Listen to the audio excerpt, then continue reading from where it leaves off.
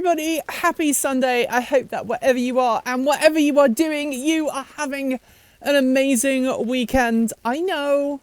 I'm not standing on my driveway today. I am standing in my greenhouse, and no, this is not the chicken and garden update, but well, go watch the chicken and garden update because you'll understand why I'm hiding in my greenhouse. It has been a beastly week here up in the hills.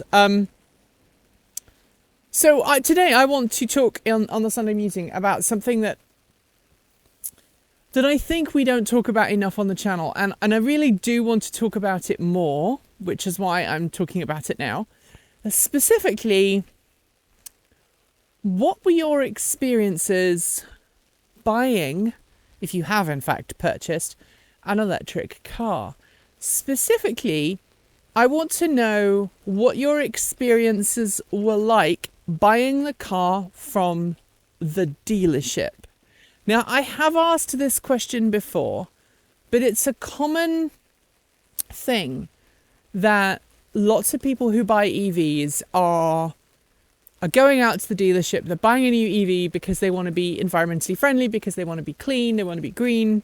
But then something happens between them going into the dealership and walking out with a car. And it normally involves somebody at the dealership either negating to tell them things or telling them things that are patently not true.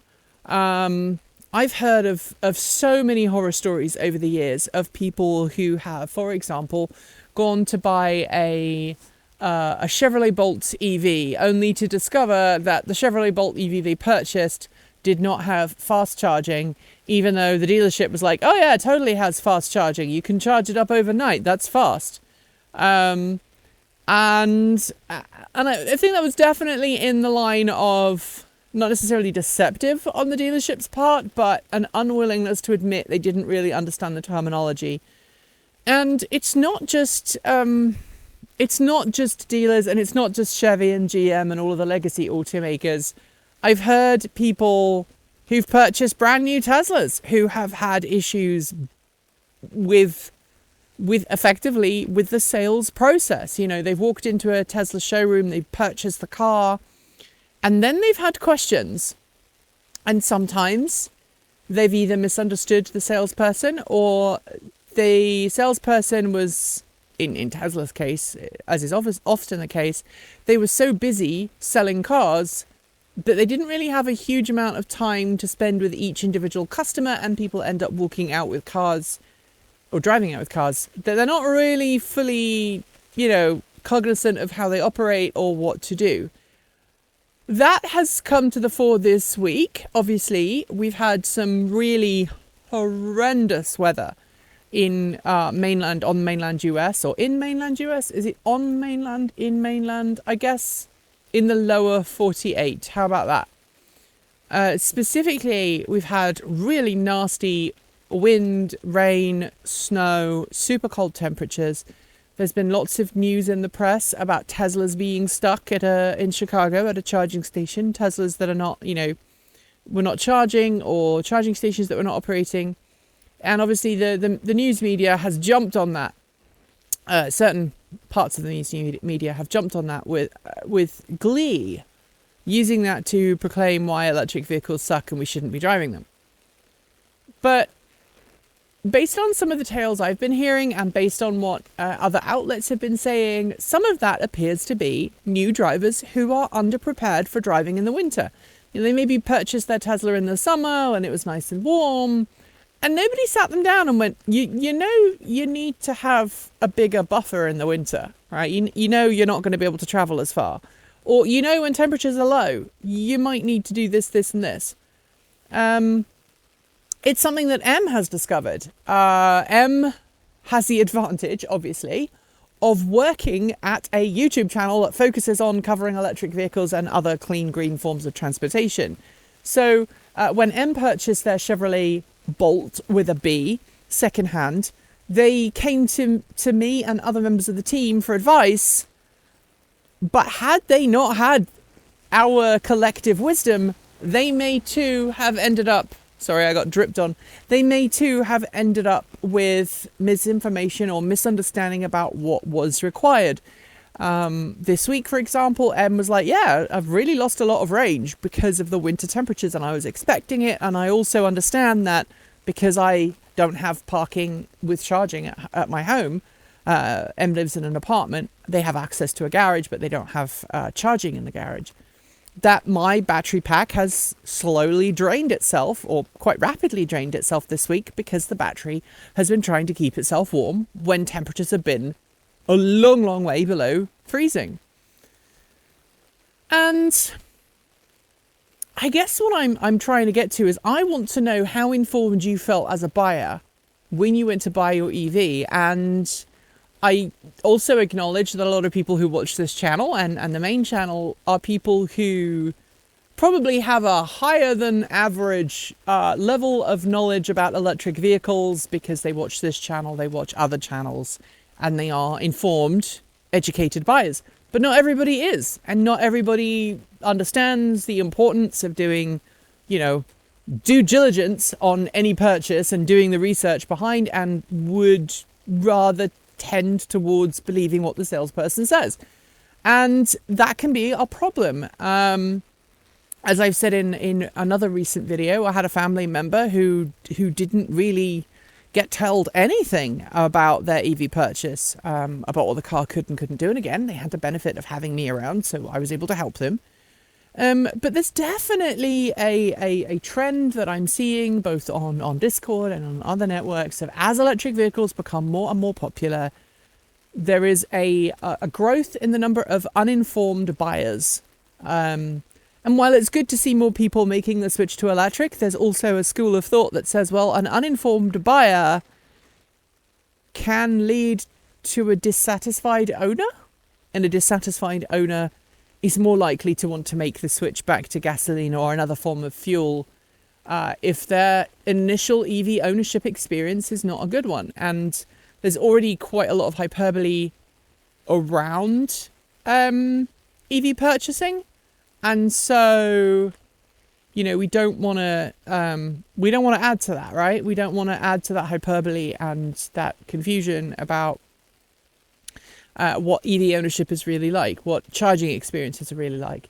So, for example, did your salesperson tell you how to fast charge, or what's involved, how to figure out how quickly your car will charge, how to pay for charging, what you need to do? What about issues with your car? What were the people you talked to like? This week I actually had to contact Chevrolet. We have an issue with OnStar with our car where the state of charge doesn't update on the app. So the last time the car updated its state of charge was middle of December.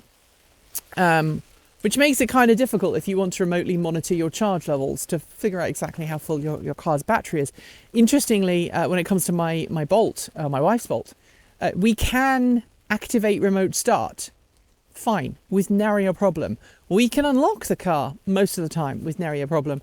It's just the EV side of things, not necessarily getting updated, and starting to make me wonder if I need to start looking into a third-party alternative to OnStar. There'll be a video on that, I'm sure, on the main channel. But was that explained to you? Were telematic services explained to you?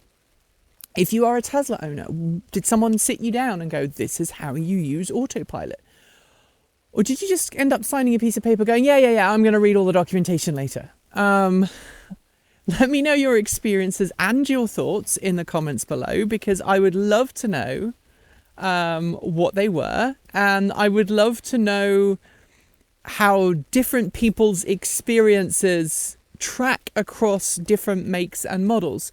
I know, for example, when I purchased my Nissan Leaf back in the UK, I was one of the very first people to buy a Nissan Leaf in the UK. Our local dealership was epic. They were amazing, and they actually had an EV champion. They really went above and beyond to make sure that everyone knew what the EVs were capable of. They even had a special EV loaner vehicle, which back in 2011 was incredibly rare. You know, you could just go out and if you needed to have your car in for a service, they would make sure you had another Leaf or an ENV 200 that was there available for you to go and make whatever trips you needed to while your vehicle was being serviced. That was incredible. I haven't even had that over here in America, and it's sort of 10 years later, more than 10 years later. So tell me, how informed was your purchase process? And additionally, just for fun, as they say, well, they say something else, but I'm not going to put this on because I've already sworn several times this week on the channel. You'll find those videos on the main channel. For something in giggles, as they say, tell me if you purchased your car used, if the dealership you purchased from was knowledgeable, because very often used car dealerships are not. There are some exceptions, such as Platt Auto here in Portland, that are very, very knowledgeable, and they specialise in used EVs. Or if you purchased it privately, did the owner who sold you the car know a whole lot about the vehicle? I know that when I purchased my my Vectrex VX1, the person who sold it to me really didn't understand a whole lot about the scooter. Just like, yeah, you know, it just goes and that's about it. So anyway, tell me your thoughts in the comments below. I would love to hear what your thoughts are. And I will be back next week, hopefully outside again, rather than hiding in my greenhouse. Thanks for joining me today. And if you've got thoughts, make sure you leave them below in our Discord chat room, or you can reach out to us on Mastodon. Thanks to the amazing list of people scrolling by on your screen right now. They are some of the more than 1,500 people who help fund this channel through Patreon and YouTube, covering our bills, paying our team, and making sure that we can be 100% independent. If you'd like to join them and see your name listed here, just follow the links below. There are a range of different tiers you can sign up for, from as little as $1 a month, or if you pay yearly, about $10.08 per year. A huge welcome to our newest supporters: Tantalus A. Bond, Michael Baker, Christopher Lawrence, David J. Stober, Noah Tutak, and Ian Hoffman. To join the list and get your shout out, become a paid Patreon member for your week of fame. If you'd like to support us with a one-off donation, you'll find links below to make Ko-fi and Bitcoin donations, and we even have an old-fashioned PO box you can reach us at, address also below. And if you're in need of some swag, you'll find our swag store in the down below. This month, we're celebrating electric for everyone with an amazing new t-shirt design by our in-house artist and animator, Erin. Get yours today by heading to our Redbubble store. We've got some fantastic content coming up, so make sure you're subscribed on PeerTube or YouTube, and we'll see you very soon. We make new videos every Monday, Wednesday, Friday, Saturday, and Sunday. If you want more, the mighty algorithm thinks you'll like this video, but we all think that this one is also well worth a look. See you soon, and as always, keep evolving.